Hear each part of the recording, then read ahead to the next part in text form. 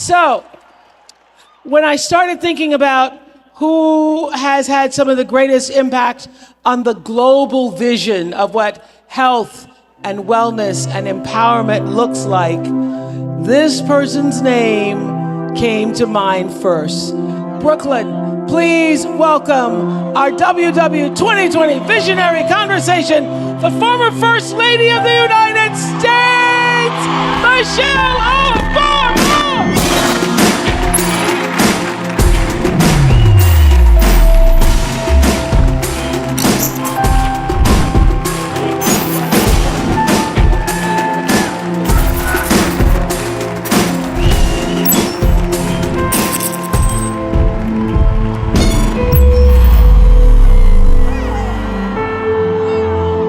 It's fun, eh? Look at this. Look at this. Look at this, Brooklyn.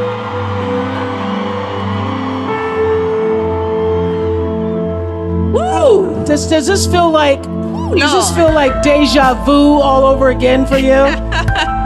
Because you were here wearing those bang Balenciaga gold boots. Yeah, Barack is like, where are those boots? He's like, what'd you do with those boots? I was like, they put away, honey. Just settle down. It's the thing, when you wear a pair of boots like that, you it's really like they go to the Michelle Museum. That's right. You know, you don't walk around the street in that. You don't do anything with those boots. Yes. You barely get on stage in those boots. But does this feel familiar? It feels good. Feels good. So I know was 2019 your year or what? It was crazy. It was unexpected. Yes, it was a good year. It was. That's because Michelle Obama's book, Becoming, I know everybody in here has it. It wasn't just the best-selling memoir book of the year.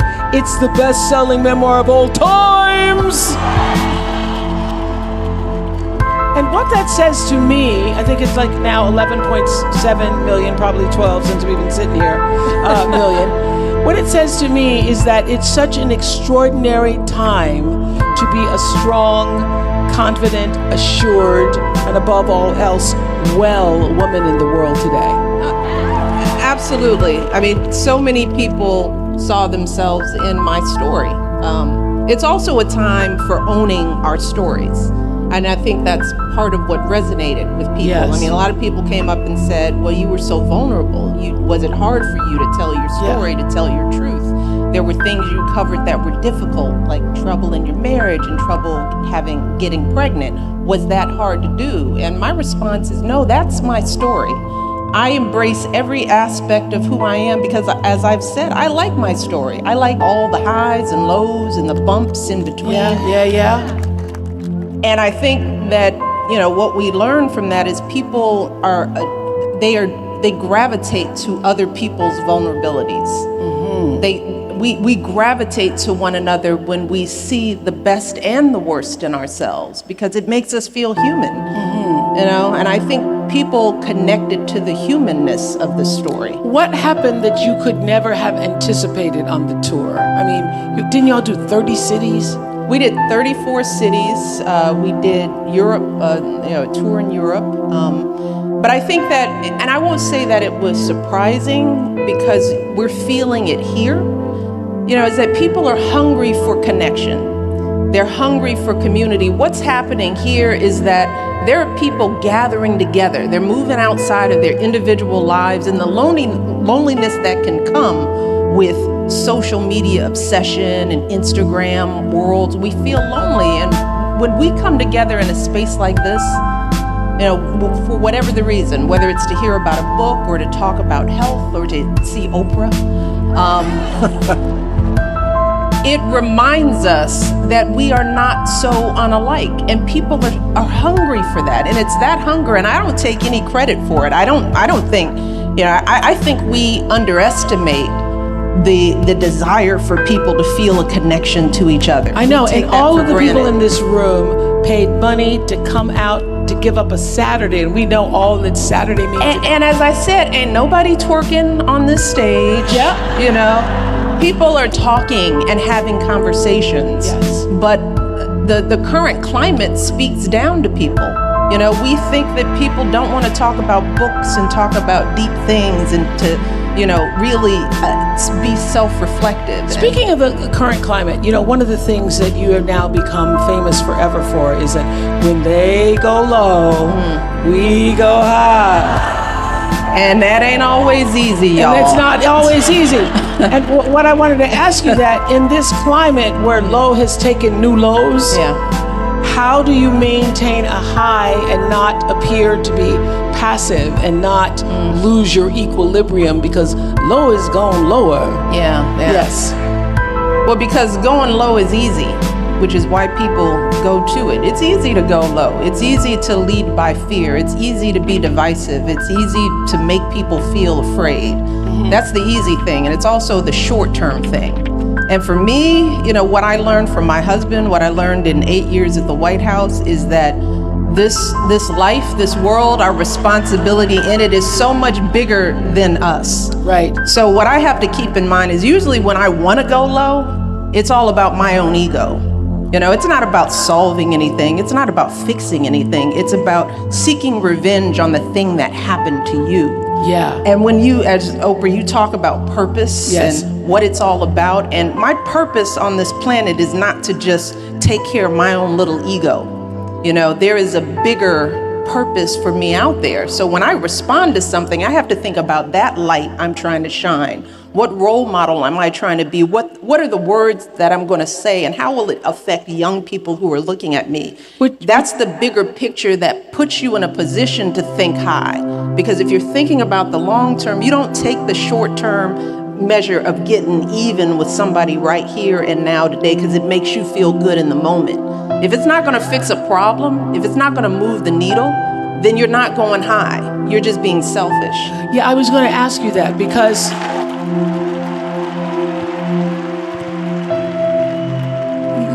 you know, when you are the rock star that you are, and yes, and when you're filling stadiums all over the world, you're a rock star. Just take it. Just take it.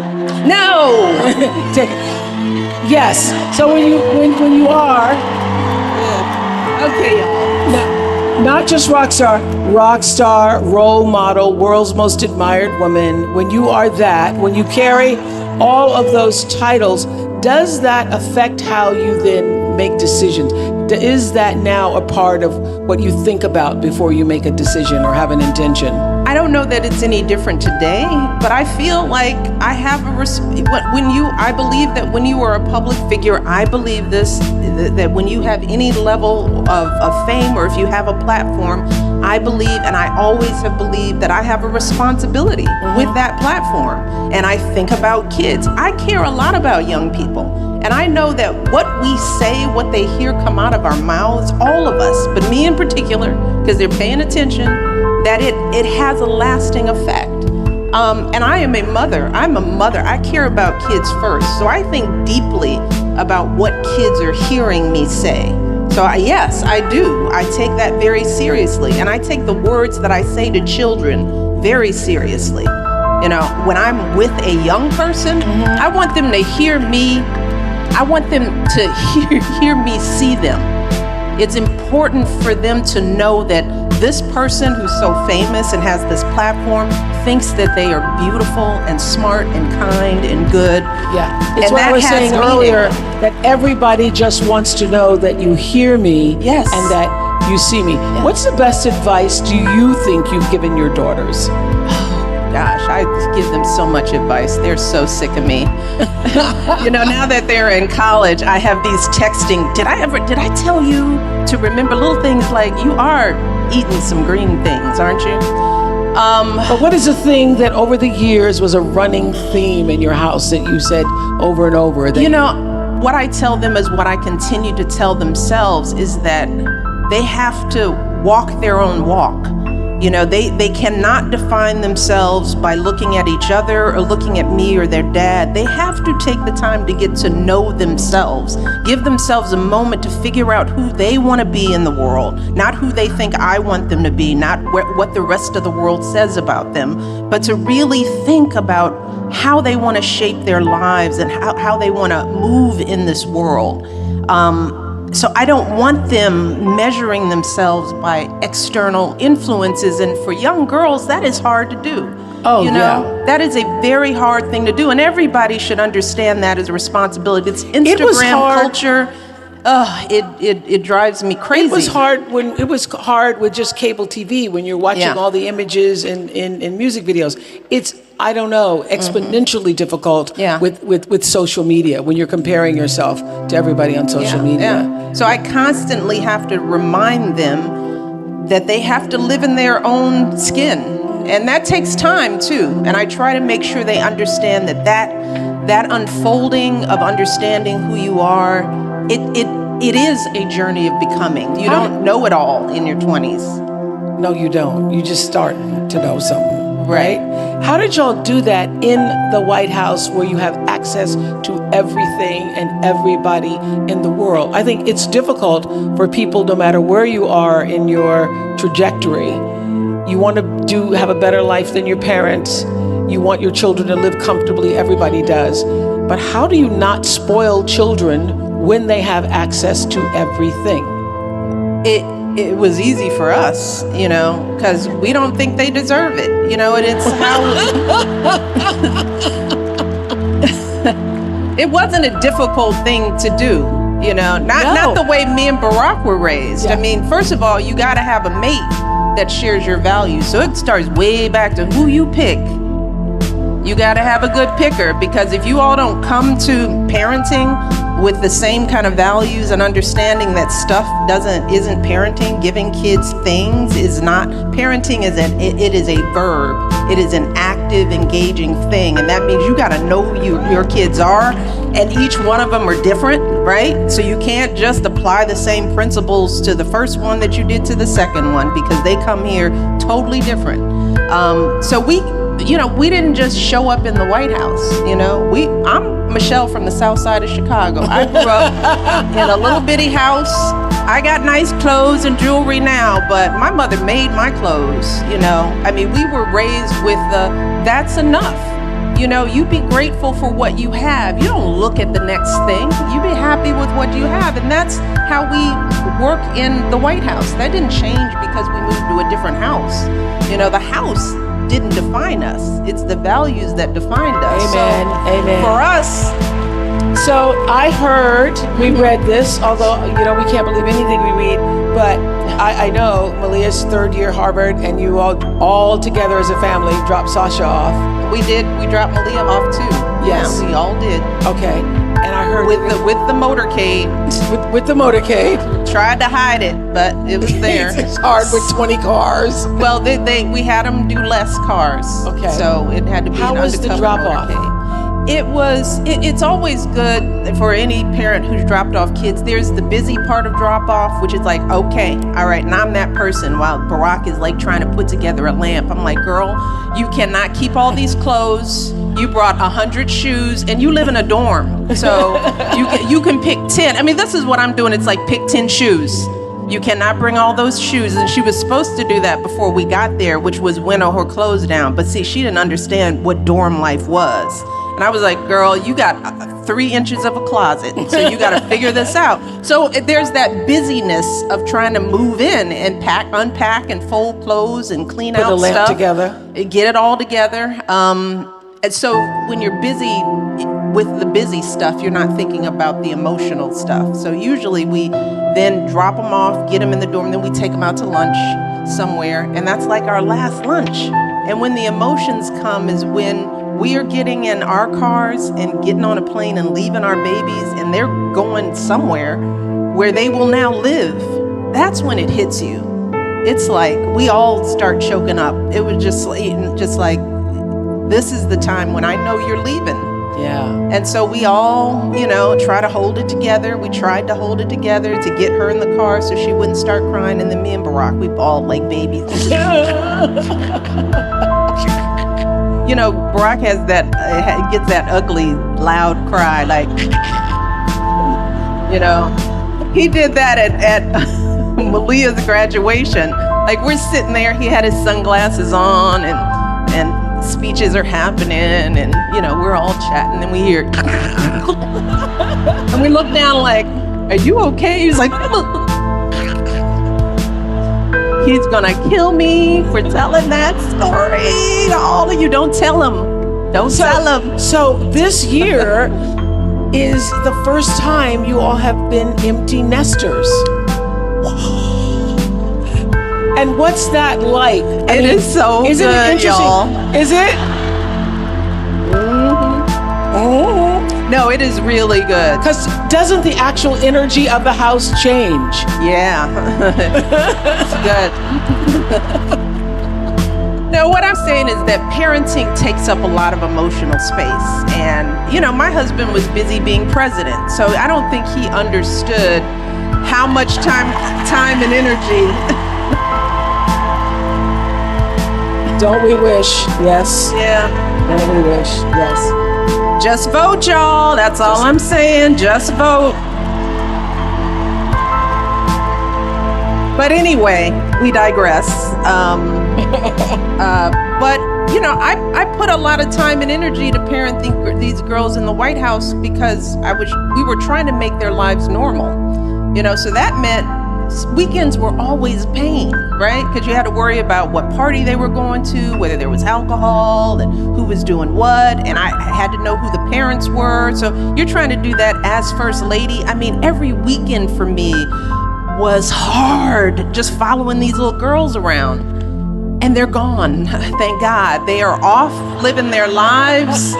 As my mother used to say, sometimes you just need to get out there and live your life and have your mistakes where I can't see them because I'm tired of watching you walk into a wall that I told you was there. You don't follow them on social media? No. Now we have a lot of people who do. That was no, I'm serious. We have my communications director. All the young people in our lives that I mentor, they all follow the girls. They're bigger brothers and sisters who are grown. It's like they're watching, and they're the ones because it's better for them to be checked by somebody other than me. I also had to learn how to parent with a balance of kids who have Secret Service, right? So what am I saying, right? You don't know what I'm talking about. Right? When there's Secret Service, you know how that goes. It's like, no, you don't. And neither did I. But you're trying to make sure that these men and women who are following them around, that the girls can trust. So I had to get my information about what they were doing or not doing just the same way everybody else, from other parents and other kids who will tell on each other. That takes some energy. And now all that energy I can now place back on me, and figuring out my next chapter, how I want to spend the rest of my life, what I want to do, what I choose to do. 2020 vision is and beyond. Exactly. So do you all actually now have more time for each other to spend? Yes. So and more emotional time. Really? More emotional energy. I mean, it's just me and him and Bo and Sonny at dinner. And they don't talk. The dogs don't. So we're looking at each other. You're celebrating 28, right? It'll be 28 this 28 year. 28 years. Yeah.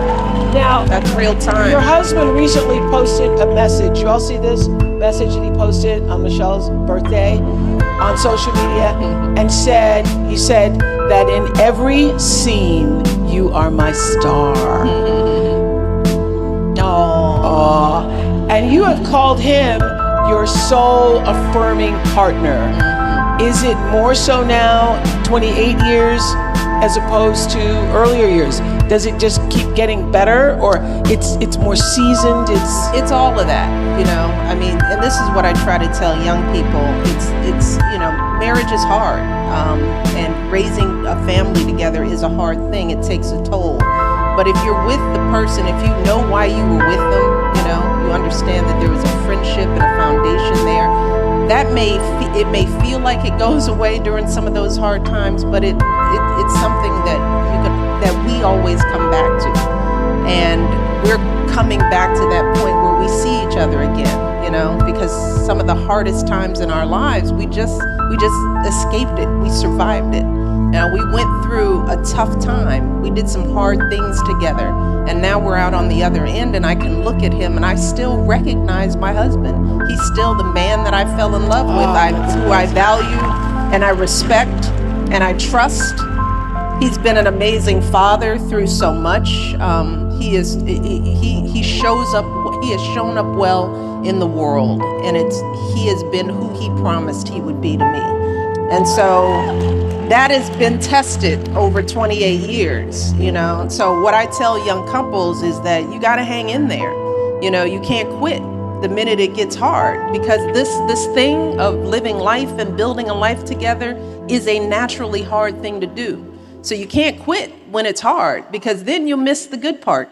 And I do joke, and some people hate when I say this, but if you live long enough to be married for 40 years, 50 years, which is what we're working towards, if you get to a point where eight of those years are bad, 10 of those years are bad, wouldn't you take those odds? But that's what marriage is. You can have chunks of hard, bad times. And if that's how you define your marriage, by just the hard times, then you'll miss the truth of what's really there. So you were so open in becoming when you talked about it. Everyone's like, oh, they went to therapy. And therapy really was an eye-opener for you and for him. Well, we all need to reflect. And it's very hard to do it in a marriage with the person you're trying to work on. Sometimes you need an objective person to just hear you out. You may not be right. You may just want to get it out. And have him sitting there listening to you get it out. Sometimes that helps. It's like, I don't know. What did it teach you about yourself? I talked about this. It taught me that I am responsible for my own happiness, that I didn't marry Barack for him to make me happy. No one can make me happy, So my disappointments were about what I thought he should be doing for me, giving to me, when I hadn't really done the work to figure out what did I want and how do I go after what I want on my own. If I'm going to show up equal in this partnership, I have to be able to make myself happy. And so I had to stop focusing on what he wasn't doing and start thinking about how to carve out the life that I wanted for myself, with or without Barack. And the more I did that, the more I succeeded in defining myself for myself, the better I was in my partnership. And isn't that for you the cornerstone of your own wellness program, is defining your own happiness and working towards that? But one of the things I said this earlier, what I tried to tell my girls is walk your walk. That's been my mantra. One thing I do every year, I started doing right after the White House, is taking a retreat. And I think some of my girlfriends who've gone on a retreat, we go to this place where you're essentially walking for 4 hours. It's hard, and my friends who don't know what it is are usually mad at me by the middle of it. That's that place where you get up at 5 in the morning. Exactly. And one of the lessons of walking for that long, because it's rare that you have to walk, and these are hikes. This is up mountains and down streams and valleys, and all you have is a camelback with some water and some hikers telling you water, water, water, and you're just like, shut up. Just shut up with that water. When is it over, this hike?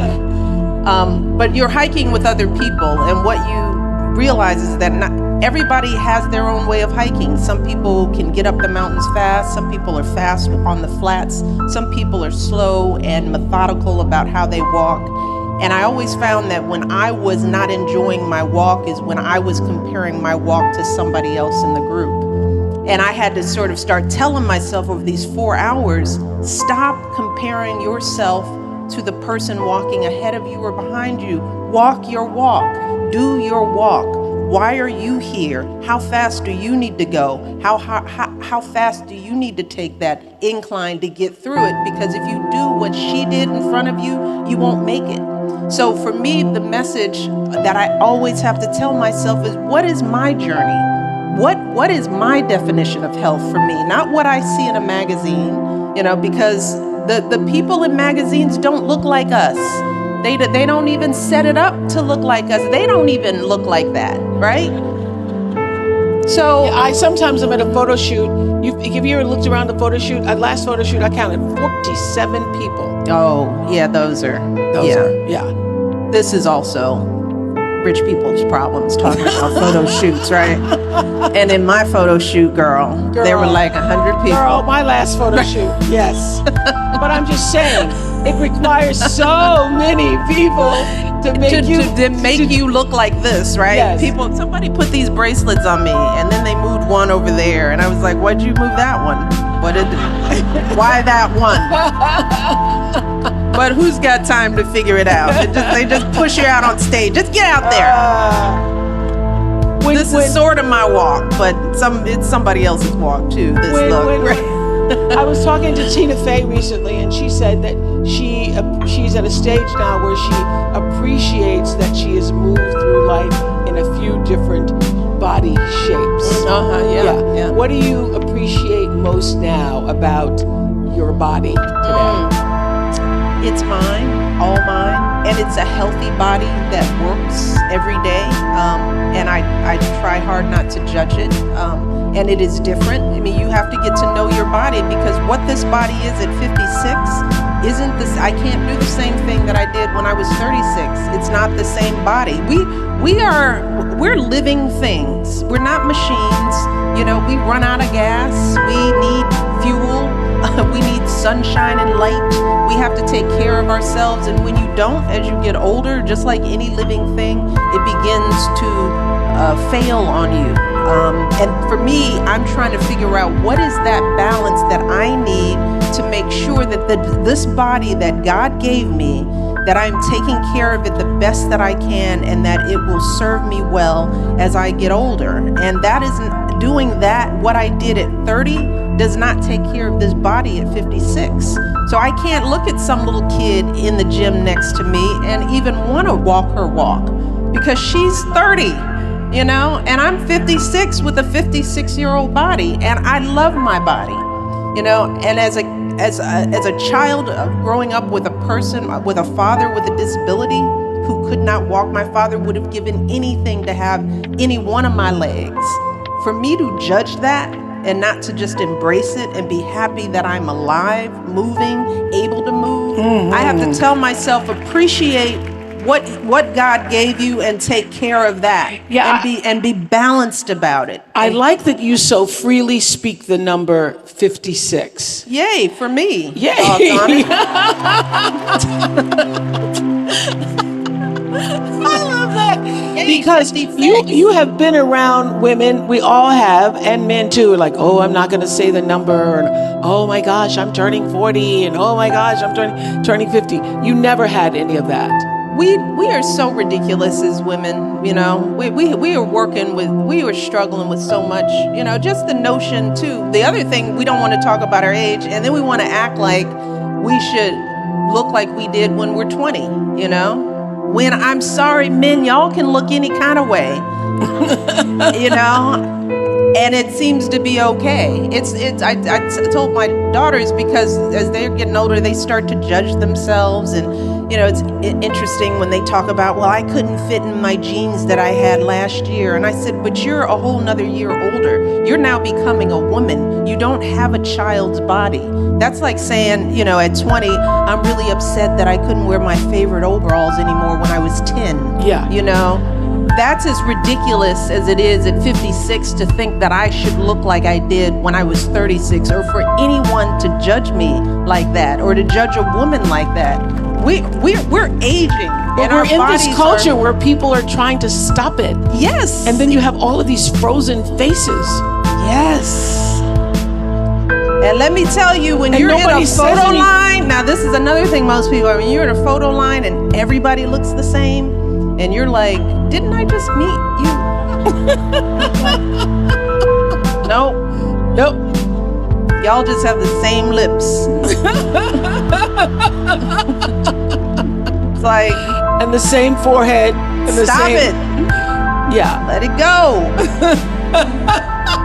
That's pretty funny. I I just met you. No, I didn't. But we have to embrace our change. And I'm lecturing to myself truthfully, ladies, because I struggle with this too. You know, I struggle with looking at the mirror going, and I hate looking at myself. I hate listening to my voice. I hate watching myself on tape because I'm constantly judging myself too, just like everybody else. Really, are you still? I was going to ask you, is there any self-doubt left? Yes. I remember because I opened or interviewed you at the very first tour stop in Chicago. I remember and that. We were yes. a little nervous. We prayed backstage because I was the first one. And I remember you were anxious. And I read somewhere where you said you weren't even sure people would show up. Yeah, exactly. It's like, you know, I lived in a cocoon of the White House for 8 years. I knew sort of kind of that people maybe sort of liked me, you know, might be interested in the book.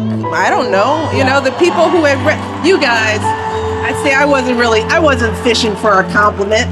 Not everybody likes me though. You know, some people think I'm the devil incarnate. You know, I mean, you know, when you're in politics, you get the good and the venom too. You know, and that's why in the book I remind people, look, people called me all kinds of things when I was campaigning for Barack. When it was a competition, they called me un-American, and this stuff sticks with you. Men talked about the size of my butt. You know, there were people who were telling me I was angry. You know, that stuff hurts, you know, and it makes you sort of wonder, what are people seeing, you know? Yes. So that stuff is there. And look, I'm a black woman in America. And, you know, we're not always made to feel beautiful. So there's still that, there's still that baggage that we carry. And not everybody can relate to that, but yes, there is baggage that I carry just like anybody else. Well, I was wondering if touring the world, filling arenas and stadiums around the world helped to release some of that self-doubt. The release doesn't come from the adoration or the book sales. The work is still from within. That's the thing. It's the voices in my head. It's not y'all. It's me, you know? It's me changing the playbook, the recording in my head that has been played over and over again. And that's what a lot of women, that's why I take what children hear from me. You know, I take that very seriously because my voice becomes the part that the recording in their head. So what could that voice possibly be saying to you at this point that brings self-doubt? It's always, are you working hard enough? Is there, are you using this platform for a good purpose? Are you focused on what other people need? Are you getting outside of your own ego? That's, we're constantly checking that with the work that we're doing. I mean, I just spent a year on a book tour talking about me, and it feels like that's enough. Now let's talk about somebody else's story. Now where are these girls who are not going to school? Because you know what, in the end, that's why I'm here. I'm not here to talk about my story or to talk about my journey. I'm here to shine a light on other young women. And that's your big work ahead. That's the big, I feel, that's the work that speaks to me. You recently released a companion to Becoming. It's called the Journal. Lovely, for discovering your voice. I gave away many for Christmas. Thank you. And I've been keeping a journal, since I was about 15 years old. I love some of the questions you include in here. You say, if you could have a conversation with a loved one who has passed away, what would you ask him or her? I'm asking that of you. I wish I knew, I wish I had taken the time to get to know my grandparents' full stories, because a lot of what I talk about are my impressions of what my grandparents must have been going through. I talk about my paternal grandfather, Dandy, and he was kind of a crotchety old man I write about, and now that I'm older, I can look back and think, why was he so angry? But it was because he was a brilliant black man in the era of segregation and Jim Crow who could not realize his potential. And he was probably very bitter about that. Yeah. And Imagine and how that would frustrate imagine you. how that would feel. I wish I was old. I wish I had been old enough to sit down with him and ask him what he went through. How did he survive living through a world that had such limited expectations for him when he knew that there was so much more for him. Yeah. I would want to unpack that so that I could get to know him better. And the reason why I put this kind of stuff in the journal is because this is what our stories are. And I want particularly young people to know that there is time now to have some of those conversations with the elders in your life. Because the more you understand their stories, their journeys, their pains, and their hurts, you get to understand who they are in a full sense. And then you judge less and you're more empathetic. I wish I understood my elders a bit more. But we grew up in an era where you don't ask nobody a question. Don't ask Dandy that. Right. You're But you wish if you could have a conversation, that's who it would be. and I would do that with every single one of my grandparents. Describe your perfect day, beginning with breakfast and ending with dinner. Well, we'd be somewhere warm. We'd be in Hawaii and or someplace warm. Yes. And I'd wake up and have a workout. I'd be outside. Do you do fresh breakfast? air. Do you do breakfast? I generally don't. I'm not a big breakfast person, Yeah. so I probably wouldn't have breakfast. I would go out on a long walk where I could see the ocean and some mountains, and I 'Cause you could love feel to hike. myself. I love to be outside because so much of our lives we don't have the freedom to just be outside anymore because of security. So both Barack and I crave a chance to be outdoors. And I would take a long walk, and I would come home, and I would have lunch with my husband, and I would sit on the beach, and I'd read, or I'd talk to some of my girlfriends because I love living in my community. I love to have people around. Our house is usually full of people. Do you still cook? No. Not a stick of cooking. That is not one of the things that I need in defining myself. I don't need to cook. It's not on my personal list. Now I know, Oprah, you like to cook. But I like to cook when I want to. Yes, I don't ever want to. Okay. Like I can make some hot water I'm just cornbread. being and honest. some- I can cook. You can cook. Yes, I can. Because you I've did cooked it for many I years. did it for a lot. I was like, proved it and cook for y'all. You've been fed by me. You don't do it anymore. No. And he doesn't either.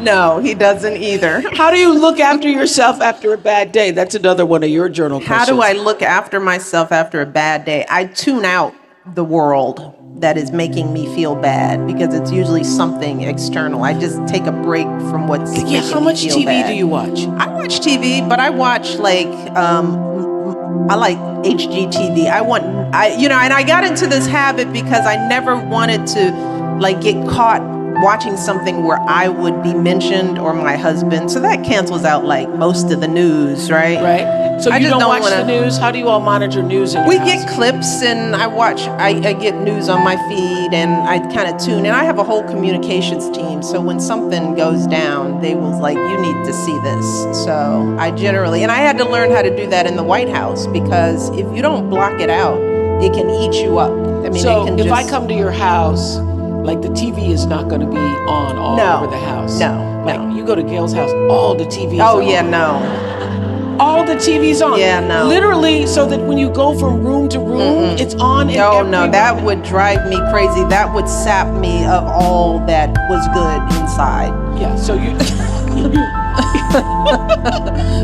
you don't No. watch news. But what is your favorite TV show?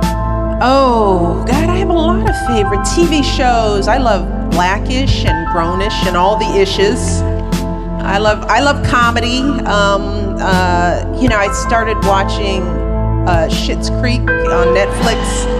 Hilarious. It's kind of the takeoff on like modern day takeoff of Green Acres for young people. That was a show that was on a long time ago. A long, long time ago, yeah. So I like comedies. I love the Marvelous Mrs. Maisel. I like that too. I love TV. I love watching TV. I probably watch a little too much TV. I wanted now to ask that you I'm this. listening to myself. I was going to. There's this question. Mrs. Kennedy told a story a long time ago about watching a congressman's wife sneaking silverware from in her bag at the White House. So I'm wondering if you saw any weird behavior you witnessed at a White House event.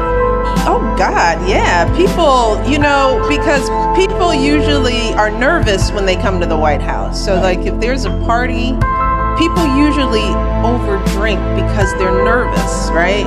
Because they don't know what to expect. But you can see, and the drinks at the White House are strong.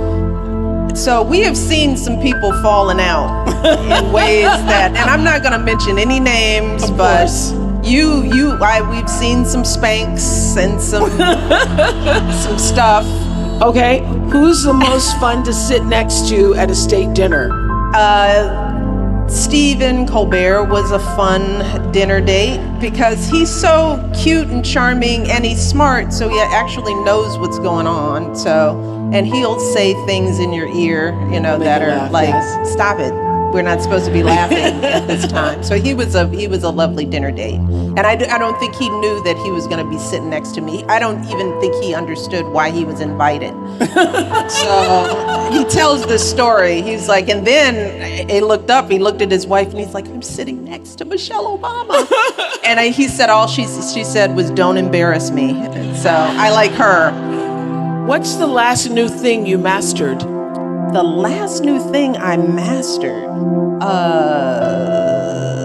I don't know. Okay. That's hard. The last new thing I mastered. I'm drawing a blank here. Maybe I need to master something. I've just started yoga and Do you like it?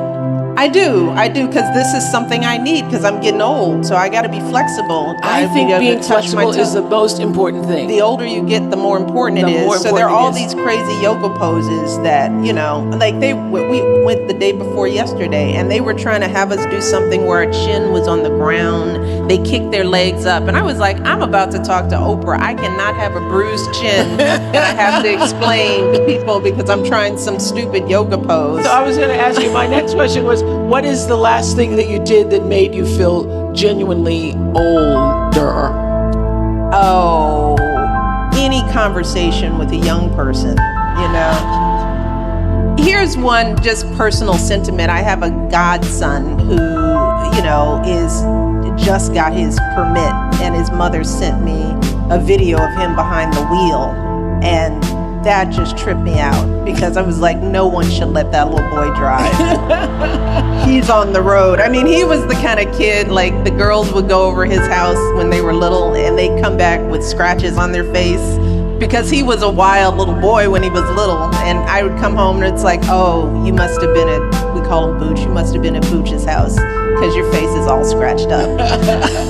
He's driving. That made me feel old. Seeing the young people in my life becoming who used to be adults. like this. Yes. Yeah. Watching them out in the world, buying groceries, having conversations about life like they know something. That makes, the thing about young people though, it's like their baby comes out, it's like my children can be all elegant and saying interesting points, and then I get a FaceTime because somebody doesn't know how to get a stain out of their duvet cover. And I'm like, oh, you're still a baby because you don't even know how to do laundry right yet. So, but that kind of stuff makes me feel old. I was asking earlier, Julianne was out and she was talking about her superpower is dance. What is yours? I don't, I have a hard time thinking about it as a superpower, but I hope it's making people feel seen. I hope that that's my superpower, that I make the people that I come in contact with feel seen and heard, especially young people. I hope I have that power to make them feel relevant and whole, and to deliver to them what I didn't have when was that when I was that age, like the sense of importance and relevance in the world. I hope that's my superpower. I hope my superpower is empathy. You know, I try very hard, even in these times, to understand what people are going through when they're angry or hateful or when they're doing things that just don't feel right. I try to stand in their shoes and say, there's got to be something, there's got to be a context that I can understand that helps me see how you see the world so that I can connect with you on some level. And I think that's one thing that's missing in all of us. You know, it's just the ability to stand in somebody else's shoes and understand their pain, their hurt, their fears, their loss, and to see them beyond their anger. I think empathy is your superpower. And I'm also wondering, like, every time we see you, I've seen you out since 2016, you look like, and so does Barack Obama, like you really discovered what living your best life means. It seems like you all took living your best life to a new level, have you? You know, we're happy people. But did you get happier? Oh, yes. Leaving the White House? Yeah. I mean, look, it was an honor to serve. I mean, it was the biggest privilege of my life to serve as this nation's first lady. And I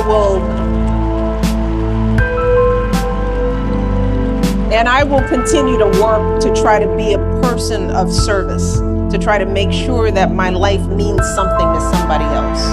But those 8 years were hard. I mean, it's a hard job and it takes a toll. So anything after that,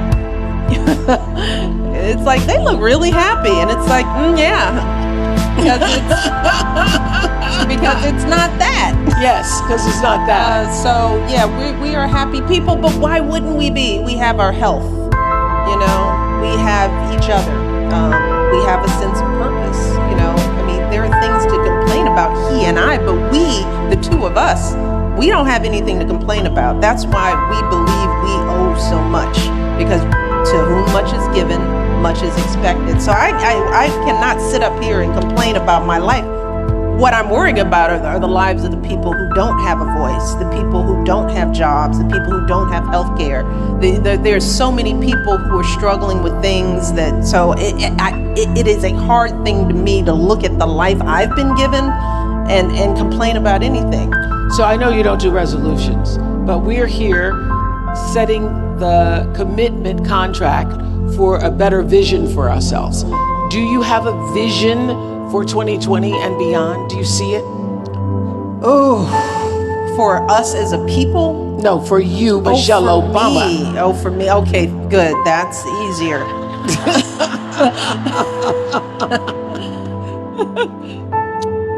For me, the next phase of my journey of becoming is really continuing to make sure that what I do has meaning and purpose to somebody outside of myself.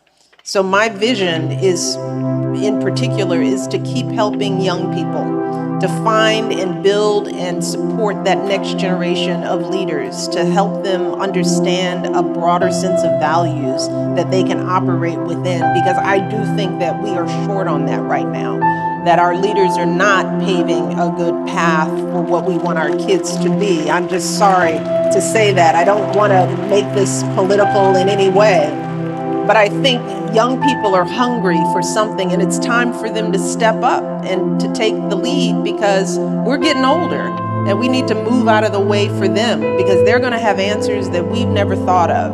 So my hope is that I want to empower young people. I want to empower the next generation of politicians and community activists and teachers and doctors and lawyers. And I want to be a part of laying out a set of values and principles that we can all be proud of this country. You know, honesty, empathy, compassion, caring for others, and caring for the least of these. You said earlier, you've also made voter awareness a top priority for this year's presidential election. This year and every year. I mean, what I've said with voter registration is that this isn't something we can do every 4 years, because we have to change the habit of people in voting. We're not in the habit of being engaged citizens. And that's not something you do every 4 years. Okay, it's a presidential campaign, get registered. No, we have to be talking about this every day. When we want to do something in this country, when a company wants to market and sell something to us, they don't do it every 4 years. They do it every day, every minute, every 30 seconds. They're telling you what to buy, what to do. We need to do that with civic engagement because people don't understand why government is important in their lives. Because I always say government doesn't have a marketing budget. It can't be on TV telling you what it's doing for you and your schools and your roads and your communities. So we start taking it for granted and thinking that this is all a game. But we have to be having these conversations every day, why it's important, why is it relevant, you know? And so, no, it's not just this year, it's every year. It's not just this election, it's every election. We have to change our culture in terms of our engagement in this political process. You've talked about being 56 in the shape that you're in. You work at this, though, every day. Do you have a wellness goal or wellness quotient for yourself? It is balance and understanding my walk. I've got to I'm trying to make sure I understand what healthy means for me, not compared to the person walking next to me, not the person in the magazine. I'm trying to understand what my blood pressure level should be and what my flexibility should be and what cardio means for me and when do I feel good, because we can also overdo it, right? We can work out so hard and diet so much that we might be thin and look a certain way, but our bodies are broken inside because we're not walking our path, we're walking somebody else's path.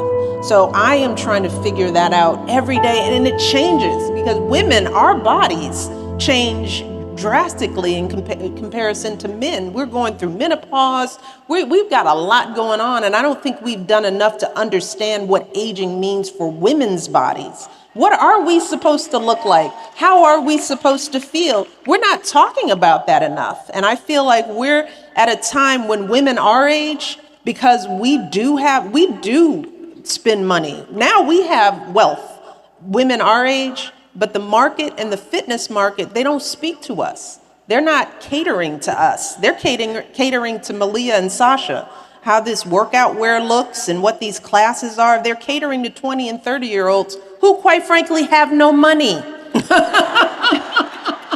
How is that? So I want to make it, I want to push these industries to start thinking about us, women, mature women, so that we're operating with real good information about what we should be wanting. But for me, I have to figure out in the absence of that information, I've got to seek it out for myself and stop comparing myself to the woman next to me. You don't have to compare because you know what you represent? You represent what Maya Angelou said in one of her poems, "You make me proud to spell my name, W-O-M-A-N. You. And when I see you walking, it makes me proud because you're a phenomenal, phenomenal woman. Michelle Obama! Love you, babe. Thank you. Thank you.